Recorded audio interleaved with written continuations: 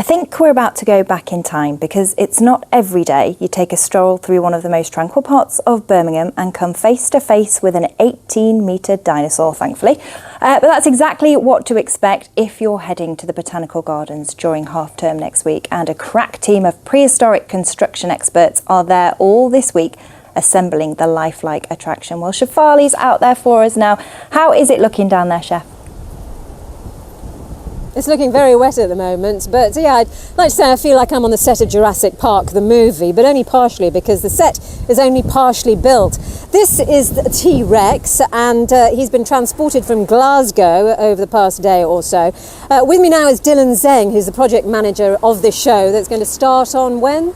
This Saturday. And it goes on until November the 7th, I understand. That's right, yeah. Okay, well tell us a bit about it, because this is the T-Rex, but you've got 49 other dinosaurs to erect in the grounds of Botanical Gardens, and you've only got a couple of days to go. So how are you going to do it? How long does it take to put one of these things together? I mean, let's take this T-Rex as example. So we need to take one whole day with a group of 10 people. So 10 people and takes a whole day to put that up. That's right. So how many people are there in your team? Because you've got 49 more to build. Yeah, we want to have 11 people, but we have a confident to finish the task on time. I'm sure you are. It must be a logistical nightmare though, because you came from Glasgow before this. And then you're going off to where after this? I mean, this is our last event because we have already finished the 3 cities before the Birmingham. Okay, fine. Now, these are what are known as animatronic dinosaurs. Right. Explain to us what animatronic means. Animatronic, which means is powered by the electric, controlled by the computer. So these dinosaurs can move, can make a big sound. Okay, and they move. So are they going to be walking through the grounds? I'm afraid it won't walk, but it will have some other movements all over the bodies, yes. Do you think the little kids are going to be terrified? Most of the kids are going to love it. Probably like a small percentage of the children are scared of the big size of the animals, including the dinosaurs, unfortunately. Okay.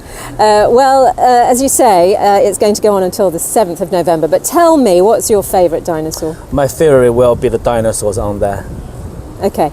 The T-Rex. Well, I have to say, yeah, sorry, it's T-Rex. Just thank you very much, Dylan, and good luck with it. People can buy tickets, of course, online or at the gates.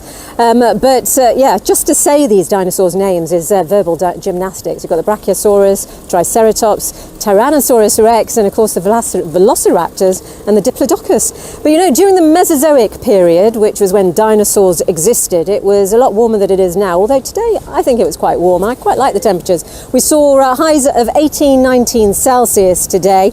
Of course, that made up for the rain, but the sort of pictures we have from our weather watchers today, you can see that sheen along the roads, and that's what you get after a heavy downpour. But we had lots of wet and rainy pictures from our weather watchers. Grey and gloomy skies. And the trees were loving it, though. They were soaking up all of that rain, although it was a bit slippery underfoot with lots of leaves. Now, as we look ahead, today was just the beginning of the rain. What we've got now is the first front that's coming through, and then we've got a lot more through tonight and tomorrow and even into Thursday as well. We've got a fragmented front crossing us at the moment. Then we've got a trough moving up from the southwest later. You can see this on our pressure chart. And then we've got a cold front that's going to be slipping southwards through Thursday, and that'll leave us with colder air, ridge of high pressure for Friday, which is the driest day of the week, but there will also be a touch of frost into Saturday. But in terms of tonight, or the early hours of tomorrow morning and up until midday, we've got this warning in place for thunderstorms. So there are going to be some very heavy downpours, and I imagine that might cause a bit of disruption through the rush hour tomorrow morning for commuters. But let's take a closer look at tonight then, and we've got this front, as I say, crossing the region.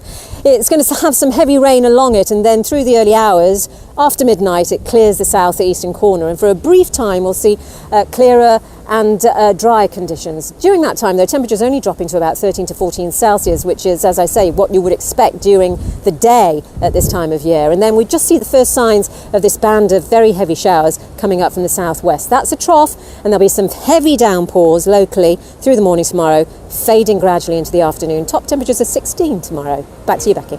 Thanks very much, Shefali. Still looking glamorous despite all that rain. Don't like the sound of thunderstorms though. That was the Midlands Today. I'll be back at 10:30 with your late update, but have a good evening. Bye for now.